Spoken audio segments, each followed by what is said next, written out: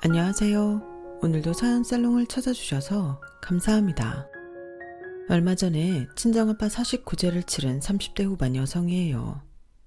요즘엔 참 인간 같지 않은 인간들이 많은 것 같아요. 하루가 멀다 하고 쏟아져 나오는 막장 기사만 봐도 그렇잖아요. 뉴스를 보다 보면 우리나라 막장 드라마 작가들은 반성을 해야겠다는 생각을 하게 돼요. 드라마보다 더 막장 같은 사건들이 사방에 널렸으니 말이죠. 그런데 저희 집에도 이런 막장 드라마 같은 일이 벌어졌지 뭐예요. 지금은 남남이 되긴 했지만 아직도 그날 일을 생각하면 피가 거꾸로 솟는답니다. 저는 연애에 소질이 없는 사람이었어요. 소질이라기보다는 남자 보는 눈이 없다고 해야 할 거예요. 매번 만나는 남자들마다 하나같이 찌질한 놈이거나 여자 등쳐먹으려 드는 놈들이었거든요. 그래서 일찌감치 연애는 접고 일에 올인했어요. 남들 연애하고 결혼할 때 일만 붙잡고 산 덕에 승진도 빨랐고 그만큼 연봉도 꽤 높았죠. 집안에 크고 작은 경조사가 있을 때마다 목돈도 툭툭 내밀 수 있어서 집에서는 잘난 딸 대접을 받을 수 있었고요. 그렇게 30대를 살아가던 어느 날이었어요. 대학 동기 부부가 아파트를 샀다며 집들이에 오라고 연락을 했더라고요. 부부와 저는 대학 시절 내내 같이 붙어 다녔던 절친이라서 없는 시간을 쪼개 참석하게 되었죠. 비록 집값의 대부분은 은행 대출금이었지만 그래도 월세 월문부터 시작해 전셋집을 거쳐 내 집 마련에 성공했다는 사실에 다들 축하해 주었어요. 동기 부부는 재학 시절에 결혼을 해서 벌써 결혼 13년 차를 맞고 있었어요. 10살짜리 아들에 7살짜리 딸도 하나 두고 있었죠. 나와 같은 나이인데 이들은 이미 이룰 걸 다 이룬 셈이었어요. 결혼도 했고 자식도 낳았고 게다가 집까지 있으니 말이에요. 순간 나는 지금까지 뭐하고 살았나 싶더라고요. 회사에서는 능력 있는 직원, 집에서는 가사의 큰 보탬이 되는 장한 딸이었지만 그 어디에도 나를 위한 건 하나도 없더라고요. 그래서 착잡한 마음에 연신 술잔을 비웠는데 그때 남자 동기가 그러는 거예요. 수진아, 너 아직 솔로지? 야, 잘됐다. 나랑 친한 직장 동기가 있는데 그 친구가 정말 괜찮은 녀석이거든. 근데 이 녀석이 연애 고자지 뭐냐? 실력도 있고 남자가 봐도 정말 괜찮은 녀석이야. 어때? 소개팅 한번 안 할래? 다른 때 같았으면 이런 지하에 거절을 했을 거예요. 그런데 그날은 분위기 탓이었는지 취기 탓이었는지 아무튼 소개팅을 하겠다고 해버렸죠. 그렇게 며칠이 지난 수요일 대학 동기가 전화를 했더라고요. 이번 주 토요일에 약속 잡을까 하는데 어떠냐고요. 순간 정신이 번쩍 들었어요. 집들인 날 평소보다 술을 많이 마신 탓에 그날 했던 소개팅 약속을 까맣게 잊고 있었거든요. 그렇다고 이제 와서 안 하겠다고 하면 친구 입장이 난처해질 것 같아서 할 수 없이 나가겠다고 했어요. 하지만 막상 약속 장소에 나가보니 지난 연애의 실패가 떠올라 빨리 자리를 뜨고 싶다는 생각만 들더라고요. 평소 약속 시간에 늦는 걸 엄청 싫어하는 탓에 그날도 20분 일찍 도착을 했는데 카페 안을 둘러보니 상대 남자는 아직 도착을 안 한 것 같더라고요. 그렇게 10분, 20분이 지나 약속 시간이 되었는데 그때까지도 남자는 코빼기도 보이지 않았어요. 차라리 잘 됐다 싶더군요. 한 20분쯤 더 기다리다가 그때까지 안 오면 일어나야겠다 생각했죠. 그런데 하필 그때 제 또래의 남자가 헐레벌떡 카페 안으로 들어오는 거예요. 오늘 저랑 소개팅을 하기로 된 남자였죠. 약속 시간을 15분이나 넘기고 도착한 남자는 땀을 뻘뻘 흘리며 연신 사과를 했어요. 하지만 이미 거절할 생각을 가지고 있던 저로서는 이 상황이 만족스러울 뿐이었죠. 거절할 명분이 생긴 거니까요. 그런데 전철에서 막 내리려는데 임산부석에 앉아있던 여자분이 배를 잡고 쓰러지더라고요. 약속 시간에 늦을 걸 알았지만 그냥 두고 올 수가 없어서 구급차까지 모셔다 드리느라 늦었습니다. 정말 죄송해요.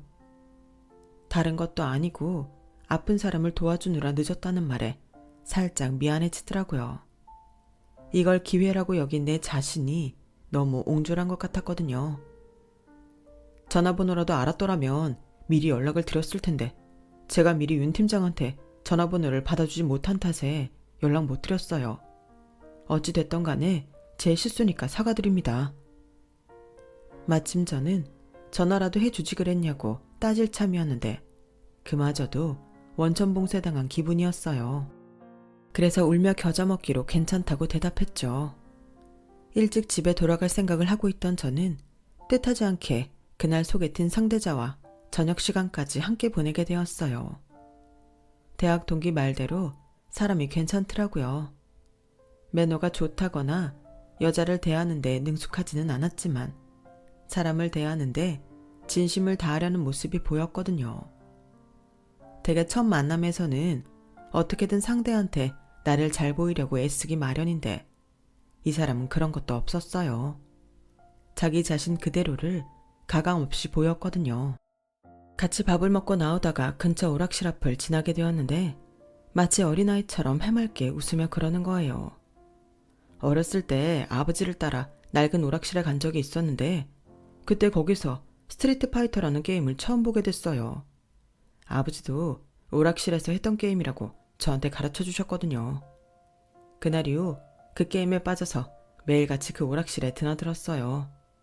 우리 집에 버스로 세정류장이나 가야 나오는 곳이었는데 말이죠. 부모님 몰래 학원도 빠지면서요. 그러다 일주일 만에 딱 걸린 거예요. 엄청 두드려 맞았죠. 이게 커서 뭐가 되려고 이러냐고 엄마가 어찌나 화를 내시든지 내가 게임 회사에 취직했다고 하니까 엄마가 한숨을 푹 쉬시더라고요. 아빠는 뭐 좋아하셨죠. 당신이 조기 교육을 잘해서 아들이 좋은 게임 회사에 들어갔다고요. 난 내가 좋아하는 거엔 거의 반쯤 미쳐서 달려들거든요. 그래서 말인데 난 지금 회사에서 하는 일이 너무 좋아요. 딱 제 적성에 맞거든요. 그러다 보니 연애를 할 때마다 얼마 안 돼서 차였어요. 그렇게 일이 좋으면 일이랑 평생 살라더군요. 오늘 수진 씨 만나보고 수진 씨랑 잘해보고 싶다는 생각을 했어요. 이런저라도 괜찮다면 우리 한번 만나볼래요? 지금까지 만났던 남자들과는 확연히 다른 남자의 모습에 그동안 굳게 닫았던 문이 흔들리는 것 같았어요. 나도 일에 빠져 사는 사람이라 다른 것도 아니고 일 때문에 연애에 소홀해 솔로로 지내게 된 남자가 이해가 되기도 했고요. 사람은 자신과 닮은 구석이 있는 사람한테 동질감을 느끼기 마련이잖아요. 제가 이 남자를 통해 그런 감정을 느꼈던 것 같아요. 그래서 어쩌면 이번이 내 인생의 마지막 연애가 될지도 모른다는 생각으로 만나보기로 결심했어요. 그렇게 시작된 연애는 생각보다 제게 잘 맞더라고요. 서로 일에 빠져 사는 타입이라 서로의 상황을 잘 이해하고 넘어갔거든요. 일주일에 2, 3일은 야근을 하는 저와 마찬가지로 남자친구도 야근을 밥 먹듯이 하고 살았어요. 그리고 주말에 만나 하루를 꽉 채워서 몰아서 놀고 일요일은 각자 집에서 나른하게 하루를 보내는 게 고정 스케줄이 되었죠. 남들은 그런 우리를 보고 연애 초반인데 한 10년 같이 산 부부처럼 지내냐고 의아해했지만 당사자인 우리가 좋다는데 그게 무슨 상관이겠어요. 소개팅을 주선한 대학 동기 부부도 이런 두 사람을 보고는 몇 달 안에 헤어질 거라는 불길한 예언을 했어요. 하지만 반년이 지나고 2년이 다 되어가던 어느 날 청첩장을 동기 부부에게 내밀자 자신들이 언제 그랬냐는 듯 그러더군요. 야, 난 니들이 결혼까지 갈 줄 진작부터 알았다. 니들 결혼해 우리 부부가 공들인 거 잊으면 안 된다. 큰 선물 기대하마. 원래가 안 되면 남 탓, 잘 되면 자기 덕분인 거잖아요. 우리 결혼에 대학 동기가 그다지 도움은 되지 않았지만 그래도 만남을 주선해준 친구라서 선물로 로봇 청소기를 사주었어요. 34세 결혼을 하게 된 저는 직장 일을 하면서 살림도 병행하게 됐어요. 물론 남편 역시 가사 일을 함께 부담하기는 했지만 대개 맞벌이 가정이 다들 그렇듯 우리 집도 가사분담 비율은 제가 더 높은 편이었죠. 요즘은 새벽 배송도 잘 되고 어지간한 식재료는 문 앞까지 배송되긴 했지만 그래도 그걸 다듬고 정리해서 음식 조리까지 하는 건 제 몫이었어요. 청소와 빨래도 남편과 번갈아 하기는 했지만 결혼 전엔 엄마가 해주시는 걸 당연하게 받고 살았던 걸 생각하면 일이 는 건 사실이었죠. 그런데 이런 것들보다 더 큰 문제가 있더라고요. 바로 시댁 문제였어요. 저희 두 사람이 사는 거야 힘들면 내일로 미루기도 하고 한 사람이 지치면 다른 사람이 맡아서 처리할 수 있었지만 시부모님 일은 그럴 수가 없더라고요. 아무리 며느리 대접이 예전과는 달라졌다고는 해도 막상 살아보니 그렇지만도 않았어요. 특히 저희 아버님은 환갑이 넘은 연세에도 사고를 어찌나 많이 치시는지 조용히 넘어가는 계절이 없을 정도였죠. 그럴 때마다 어머님은 제 남편한테 전화를 하셔선 네 아빠 좀 말려보라고 닥달을 하시고 그럼 남편은 저한테 도움을 청하곤 했거든요. 아버님이 다른 사람 말은 잘 안 들어도 제 말은 좀 들어주시는 편이라 그런다는 건 알지만 그것도 한두 번이죠. 아버님, 복권방을 차리시겠다고요? 그러려면 로또 사업자 등록증이나 그 밖에 복권 관련 서류를 준비하셔야 하는데 그건 있으세요? 아가, 설마 아니 내가 그런 것도 없이 복권방을 하겠다고 했겠냐? 내가 말했나 모르겠는데 박 사장이라고 그쪽에 발이 넓은 사람이 하나 있어요. 그 친구가 사업자 등록부터 기계까지 다 준비해준다고 했으니까 걱정할 거 없다. 이 계좌로 일단 5천만 원만 보내주면 내가 신경 쓸 거 하나 없이 준비해준댔어. 그래서 말인데 아가, 니들 돈 좀 있냐? 내가 가게 구하고 수리 좀 하느라 자금이 좀 모자라서 말이다. 어떻게 한 5천 정도 빌려줄 수 없겠니? 아버님, 요즘 세상에 누굴 믿고 돈을 맡기신다고 그러세요. 박 사장이라는 그분 정말 믿을 수 있는 분이기는 해요. 복권 사업은 아무나 할 수 있는 게 아니에요.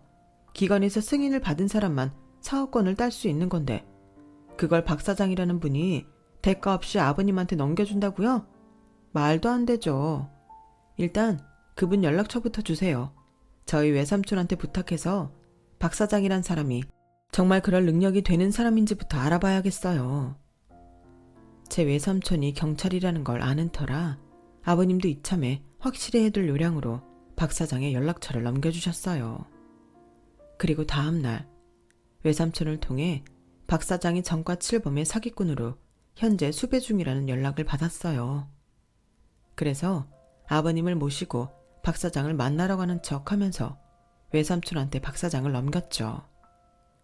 그 일로 아버님은 사기는 면할 수 있었지만 이미 계약을 끝내고 수리까지 들어간 가게는 모를 수가 없었어요.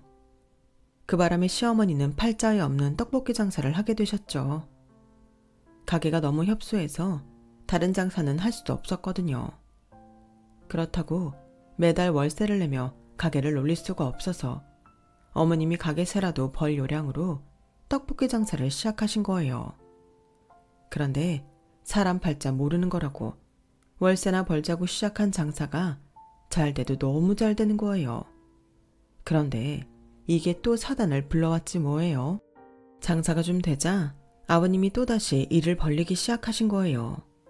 이번엔 떡볶이 프랜차이즈 사업을 하겠다고 나서신 거죠. 어머님 가게로 아버님이 몰고 온 사람들이 시도 때도 없이 찾아오자 어머님이 제 남편한테 전화를 하셨고 또다시 제가 아버님을 말리게 된 거예요. 아가, 이게 땅 짓고 헤엄치기나 다름없는 거야. 간판 달아주고 부자재 유통만 연결해주면 매달 내 통장으로 돈이 들어온다니까. 사람이 죽으란 법은 없다고 일이 또 이렇게 풀릴 줄 누가 알았다니. 일하다 몇 년 안에 나도 백종원이처럼 요식업계 대부가 되는 게 아닌가 몰라. 사람들은 누가 성공했다고 하면 그 사람이 밑바닥에서 어떤 고생을 하며 위까지 올라왔는지는 볼 생각도 않고 화려한 순간만을 부러워하기 마련이잖아요. 제 시아버지도 그런 사람이었어요. 백종원 씨가 하루아침에 그렇게 됐겠어요. 수많은 시행착오를 거듭하고 돈도 잃어보고 사람한테 상처도 당하면서 지금의 자리에 앉게 되었을 텐데도 아버님은 그걸 그저 운때가 잘 맞아서 그런 걸로 치부해버리더군요. 대개 노력 없이 요행만 바라는 인간들이 그러는 것처럼요. 안 그래도 회사 일도 바쁜데 또 사고를 치려는 아버님을 보니 그땐 정말 화가 나더라고요. 그래서 평소보다 과격하게 말을 해버렸어요. 아버님, 제가 이렇게 말씀드린다고 서운해하셔도 어쩔 수 없어요. 더는 돌려 말할 기운이 없거든요.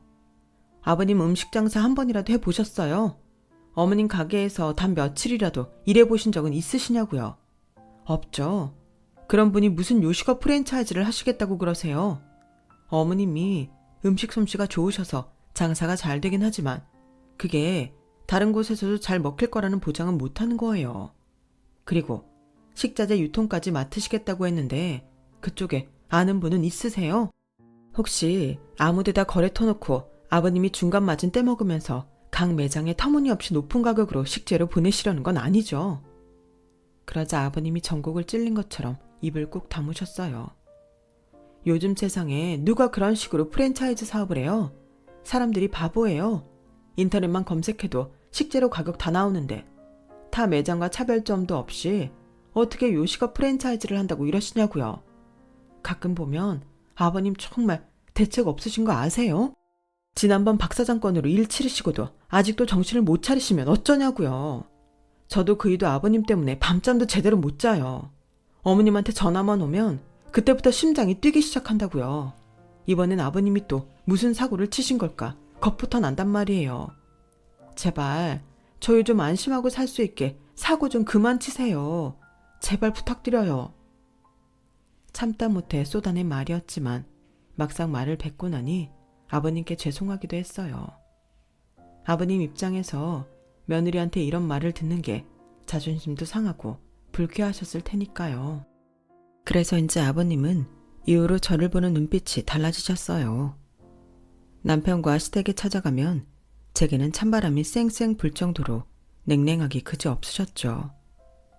그래도 사고 차서 식구들 힘들게 하고 돈 날리는 것보다는 낫다 싶었어요. 아버님의 이런 태도가 달라진 건 제 임신 소식을 듣고 난 뒤였어요. 하루는 시댁에 갔더니 아버님은 언제 그랬냐는 듯 우리 며느리라고 부르시며 저를 맞아주시더라고요. 입덧은 어떤지 회사 일 때문에 스트레스를 받지는 않는지 평소엔 관심도 안 주시던 부분까지 세밀하게 챙기시며 앞으로 태어날 손주 생각에 들떠 계셨어요. 비록 지난 몇 년간 시아버지에 대한 불신이 팽배했지만 그래도 아버님의 이런 모습을 보니 그간 불편했던 마음이 조금은 누그러졌어요. 이제는 제발 정신 차리시고 사고 없이 지내주시기만을 바랐죠. 그런데 제 바람이 너무 컸던 걸까요? 임신 3개월이 되어가던 어느 날이었어요. 저는 몸 상태가 안 좋아서 월차를 내고 모처럼 집에서 쉬고 있던 날이었죠. 하필 그때 친정엄마가 다급한 목소리로 전화를 하신 거예요. 얘, 네 아빠 지금 쓰러져서 병원에 입원했다. 이게 다 네 시아버지 때문이야. 아, 내가 그렇게 말렸건만 기어이 이 사단을 내다니.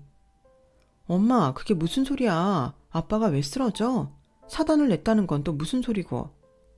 내 입으로 말하기도 싫으니까 네 아버지 찾아가 물러라. 세상에 어쩜 사기칠 데가 없어서 사돈한테까지 사기를 친다니. 내가 정말 네 시아버지만 아니면 당장 경찰에 신고하고 싶은 심정이야.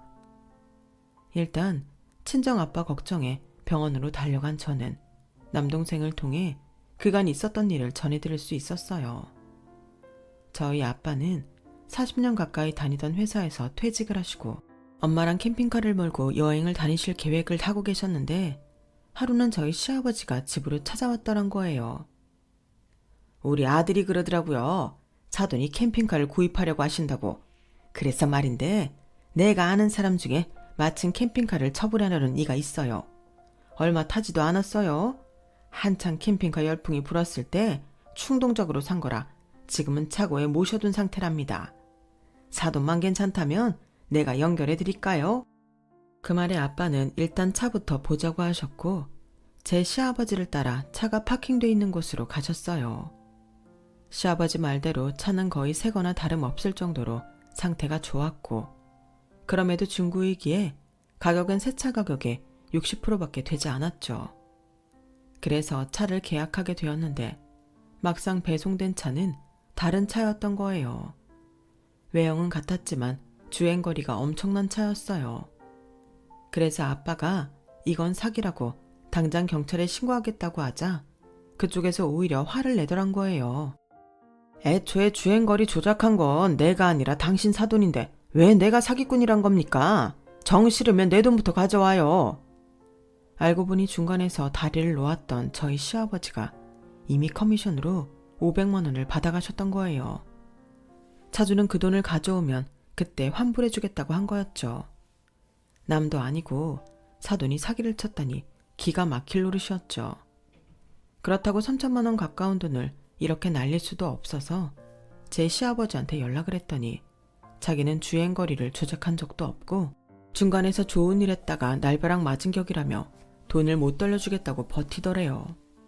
그래서 결국 일단 저희 아빠 돈으로 차주한테 500만 원을 주고 차를 환불받게 되었죠. 제 시아버지한테 뜯긴 돈은 차차 받기로 하고 말이에요. 그런데 먹긴 놈이 성낸다고 제 시아버지가 저희 아빠한테 큰 소리를 친 거예요. 아니, 그 돈을 뭐하러 내줍니까? 난 당연히 받아야 하는 돈을 받았을 뿐이에요. 차에 문제가 있어서 계약을 파기하는 거면 그건 차주 문제인데 왜 중간에서 다리를 놓은 내가 돈을 뱉어내야 한답니까? 사돈이 괜히 나타서 돈 500만 뜯긴 거니 그건 사돈이 알아서 하세요. 나 원참 사람이 융통성이 없어도 이렇게 없나? 결국 저희 아빠와 시아버지는 멱살잡이까지 하셨고 그 바람에 혈압이 오른 아빠는 그대로 쓰러지신 거였죠. 엄마는 이런 사람과는 사돈 못한다고 이혼하라고 소리치셨고 병상에 누워있던 아빠는 그런 엄마를 달래기 바빴어요. 그런데 이런 와중에 남편의 태도가 저를 더 황당하게 만들었어요. 그건 장인어른이 실수하신 거네. 그 돈을 뭐하러 대신 돌려주셨대? 계약이 성사가 됐던 파기가 됐던 우리 아버지가 중간에서 연결을 해주신 건 맞는 거잖아. 그럼 그 돈은 돌려줄 필요가 없지. 물론 우리 아버지가 잘했다는 건 아니야. 근데 우리 아버지도 그 사람이 주행거리 사기친 걸 몰랐다잖아. 따지고 보면 우리 아버지도 피해자인 거라고. 자기는 정말 아버지가 주행거리 고친 거를 몰랐다고 생각해? 내 생각은 달라. 손바닥으로 하늘을 가리라고 그랬어. 평소 아버님 행동을 미루어 보건대 아버님이 직접 사기를 주저했다는 말이 더 신뢰가 간다고. 야, 너 진짜 애가 왜 이러냐? 우리 아버지가 뭘 그렇게 잘못하고 살았다고 며느리인 네가 우리 아버지를 사기꾼으로 몰아. 솔직히 이번 일은 제값보다 싸게 사려고 제대로 알아보지도 않고 계약한 네 아버지 탓이 더 큰 거 아니냐? 팔은 안으로 굽는다더니 평소 자기 아버지 때문에 골치 아프단 말을 달고 살았던 남편은 정작 그 순간만큼은 자기 부모 편을 들더라고요. 양가 아버님의 싸움은 결국 저희 부부싸움으로 번지게 되었고 한동안 냉전 상태로 지내게 되었어요. 제가 임신한 뒤로 저를 대신해 가사일을 도맡아 해주던 남편은 야근을 핑계로 자정이 다 돼서야 집으로 돌아왔고 때로는 외박도 하곤 했어요. 설상가상으로 저희 회사에서는 그동안 제가 준비했던 프로젝트가 엎어지면서 그로 인한 문체까지 이어졌어요. 안팎으로 저를 압박하는 일들이 이어지자 안 그래도 입덧 때문에 식사도 제대로 못하던 저는 결국 쓰러지게 되었고 얼마 뒤 산부인과에 정기검진을 받으러 갔다가 청천벽력 같은 소리를 듣게 되었어요. 유산이 된 거였죠. 임신 3개월까지는 특히 조심해야 한다고 담당 의사 선생님이 늘 주의를 주셨는데 하필 연달아 일이 터지면서 결국 이사단이 나고 만 거예요. 제가 유산을 했다는 문자를 받고서야 남편은 퇴근 시간보다 평소 일찍 집으로 달려왔어요. 그리고는 자기가 잘못했다고 손이 발이 되게 빌더라고요. 모든 일이 남편 탓은 아니었지만 그래도 그 순간만큼은 남편이 미웠어요. 제 유산 소식을 들은 저희 부모님도 한 걸음에 달려오셨는데 특히 아빠가 많이 미안해 하시더라고요. 당신 때문에 제가 유산을 한 것 같아 그러셨나 봐요. 그런데 이번 사건의 원흉인 시아버지만큼은 태도가 달랐어요. 저희 친정부모님이 돌아가시고 늦은 밤 시어머니와 함께 찾아오신 아버님은 버럭 소리부터 지르시더라고요. 여자가 돼서는 뱃속에 자식 간수도 못하고 네가 뭐 잘했다고 그러고 있냐? 세상 빛도 못 본 내 손주가 불쌍해서 난 밥도 제대로 안 넘어가는데 평소에 그렇게 잘난 척은 다 하더니 몸 간수 하나 제대로 못하고 그러고도 네가 엄마 될 자격이 있다고 생각하냐? 왜 또 이 시애비 앞에서 따박따박 할 소리 못할 소리 떠벌려 보지 그러냐? 에이, 한심한 것 같으냐고. 이래서 집안의 여자를 잘 들여야 하는 건데. 네, 제가 잘못했습니다. 내 새끼 위해서라면 부모님 일에 신경 쓸 게 아니라 그냥 사기죄로 경찰에 신고를 했어야 하는 건데 멍청하게 마음 쓰다가 이렇게 됐네요. 아버님, 세상 빛 못 본 손주 생각에 밥도 잘 못 드신다고요? 근데 그거 아세요?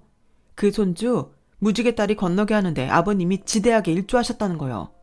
아버님이 생각 있는 분이라면 지금 이 순간 자식 잃은 며느리 탓을 하실 게 아니라 위로를 해주셔야 하는 거예요. 그런데 아버님은 그럴 마음 없으시죠? 그러니 이만 나가주세요. 저는 아버님 얼굴도 보고 싶지 않으니까요. 안정을 취해야 할 상황에 제 화만 돋우는 아버님 때문에 저는 그대로 정신을 잃었어요. 깨어나 보니 시부모님은 돌아가시고 남편 혼자 앉아있더라고요. 남편은 자기도 이런 자기 아버지가 밉고 창피하지만 부모라서 어쩔 수 없다고 울먹이더라고요. 대신 제가 원치 않는다면 당분간만이라도 시댁과 거리를 두고 살다더군요. 솔직히 이혼까지 생각하고 있던 저는 이런 남편의 말에 한 번은 내가 참아보자 싶었어요. 그런데 아버님은 이런 마음을 아는지 모르는지 기어이 마지막 끈까지 잘라내시더군요.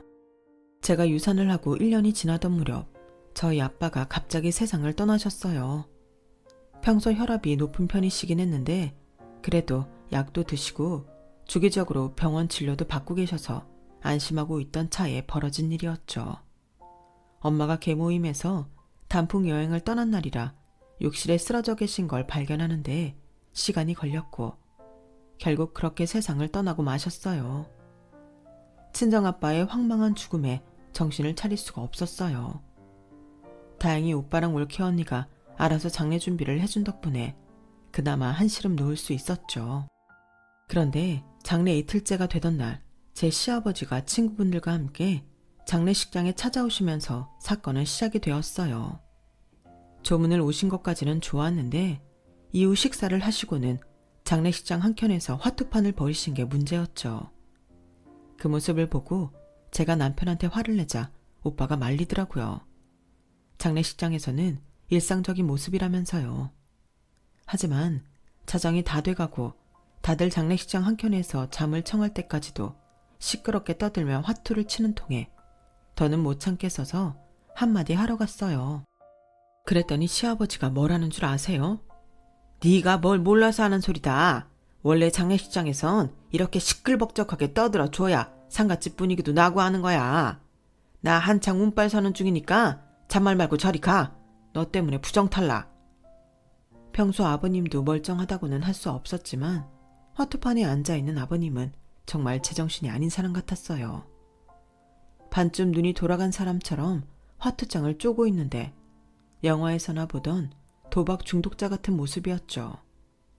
혹시나 하는 생각으로 남편한테 물었어요.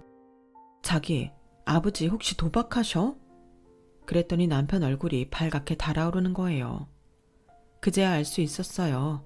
아버님이 왜 그렇게 사기까지 쳐가며 돈에 집착했는지를요. 가서 당신 아버지 말려. 우리 아빠 장례식장에서 도박판 벌리지 말고 조용히 돌아가시라고 하라고. 안 그러면 내가 신고할 거야. 결국 남편이 가서 그만두시라고 설득을 했지만 이미 눈이 돌아간 도박꾼들은 그럴 생각이 없었어요. 그러자 남편이 화투판을 뒤엎으며 그만하라고 소리를 쳤죠. 그러자 그 순간 아버님이 미친 사람처럼 제 남편을 때리기 시작했어요. 그리고는 장례식장 입구로 달려가 조이금함을 뒤지더라고요. 이미 막내 동생이 정리를 해둔 터라 함 속에는 늦게 찾아온 조문객이 넣은 돈 봉투가 2억 엔 정도 남아있었는데 시아버지가 그걸 뒤지면서 돈을 꺼내 챙기더군요. 돈 어딨어? 내가 여기서 지금 얼마를 잃었는 줄 알아? 자그마치 500이야. 그러더니 제게 달려와 멱살을 쥐고는 소리쳤어요. 네 년이지? 내 아들 들쑤셔서 판 엎은 거 다 네 년이 시킨 짓 아니냔 말이다. 너 때문에 다 이긴 판 놓친 거니까 네가 돈 물어내라. 오늘 받은 조의금 있을 거 아니야. 내 돈 500만 원 내놓으라고. 미친 사람처럼 저를 흔들며 고래고래 소리를 지르는 통에 장례식장에서 쪽잠을 자던 사람들이 다들 일어났어요. 내가 너를 며느리로 들이는 게 아니었는데 저 멍청한 녀석이 너 아니면 안 된다고 하는 통에 내가 내 발을 찢게 됐구나. 아이고 내 팔자야. 멍청한 아들이요? 그게 부모로서 할 말이에요? 하지만 아버님 아들이 멍청하다는 말에 저도 동의해야겠네요. 왠지 아세요?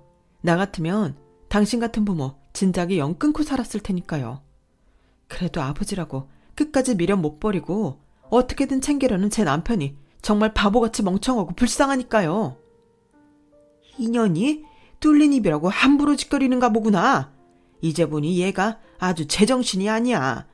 어디 시애비 앞에서 함부로 입방정을 떨어. 네 부모가 그리 가르치더냐. 그럼 아버님 부모는 어떻게 가르쳤길래 아버님 같은 인간을 만드셨대요. 툭 하면 사람들한테 사기나 치고 그 나이 먹도록 부인 등골 빼먹고 살면서 잘 사는 아들 내외 갈라서게 만들었으니까요. 갈라서긴 누가 갈라서? 누구긴요. 아버님이 멍청하다고 한 그 아들이죠. 저 이제 아버님 며느리 그만하려고요. 사람이 참아주는데도 한계가 있거든요. 이날 이때까지 아버님 며느리로 살면서 참 더러운 꼴도 많이 보고 매 순간마다 많이 불쾌했습니다. 그러니 장례식장을 나가시는 순간부터 아버님 며느리였던 저는 잊어주시고 앞으로 내 인생에 티끌만한 오점도 남기지 말아주시길 바랍니다. 아셨어요? 순식간에 벌어진 이혼 선언에 남편은 사색이 돼서 달려왔어요. 그러자 시아버지는 이렇게 된 거 차라리 잘 됐다며 자기가 잃은 500만 원이나 받아가자고 아들을 닥달했어요. 그러자 남편은 자기 아버지 손을 뿌리치며 발악했죠. 도대체 언제까지 이러고 살 거예요? 아버지는 창피함도 모르세요? 다른 것도 아니고 장인어른 장례식장이에요. 꼭 여기까지 오셔서 이런 추태를 보이셔야 했냐고요. 500이죠? 그걸 왜 조의금에서 받아가요? 아버지 자식이라는 게 정말 창피해요. 할 수만 있다면 영 끊고 살고 싶다고요. 왜 하필 당신이 내 아버지였는지 하늘이 원망스럽다고요. 남편의 말에 시아버지는 휘청하더니 자리에 주저앉았어요. 그리고는 얼이 빠진 얼굴로 눈물만 줄줄 흘리더군요. 상황이 이렇게 되자 시아버지와 함께 왔던 사람들이 주섬주섬 돈을 챙겨 자리에서 일어났어요. 그 순간 중학교에 다니는 큰조카가 사람들을 향해 소리쳤어요. 저 사람들 못 도망가게 잡으라면서 곧 경찰 올 거라고 하더군요. 그 말에 사람들은 너나 할 거 없이 그 사람들을 붙잡았고 몇 분 뒤 도착한 경찰한테 넘겼어요. 제 시아버지도 마찬가지였고요. 저희 가족이 장례를 마무리 짓는 동안 남편은 아버님 문제로 경찰서에서 뜬 눈을 세워야 했어요. 그리고 아빠 장례가 끝나자마자 저는 남편과 이혼을 했어요. 솔직히 남편한테는 약간의 미련이 남았지만 도저히 시아버지를 보고 살 수 없었거든요. 남편의 성격상 자기 아버지랑 연을 끊고 살 수 있는 사람도 아니었기에 이쯤에서 우리 부부가 헤어지는 게 맞겠다 싶었죠. 남편도 장인 장례식장에서까지 도박판을 벌인 자기 아버지 행동 탓인지 저를 잡지는 못하더군요. 이혼 뒤 대학 동기를 통해 들었는데 그날 저희 아빠 장례식장에서 잡힌 사람들 중 몇 명은 사기 도박단으로 장례식장을 돌며 조문객들을 상대로 돈을 뜯어왔던 전과자라고 하더라고요. 그 바람에 시아버지도 조사를 받게 되었는데 조사 과정에서 놀라운 사실이 밝혀진 거예요. 시아버지가 도박으로 잡힌 게 이번이 처음이 아니란 거였죠. 초범이라면 벌금형 정도로 풀려나겠지만 아버님은 전적이 많아서 결국 징역형을 받게 되었어요. 그리고 얼마 뒤 시댁은 풍비박산이 나고 말았어요. 그간 가족들 몰래 시아버지가 여기저기서 빌린 돈이 한두 푼이 아니었거든요. 시댁엔 하루가 멀다 하고 빚쟁이들이 몰려왔고 시어머니는 결국 집이며 폐물 등 팔 수 있는 건 다 팔아 빚을 갚아야 했어요. 남은 거라곤 떡볶이집 하나뿐이었죠. 그나마도 아버님이 어머님 몰래 가게 주인한테 보증금을 빼간 탓에 일세를 내며 장사를 하게 되었지만 유일한 생계 수단이었기에 놓을 수는 없었어요.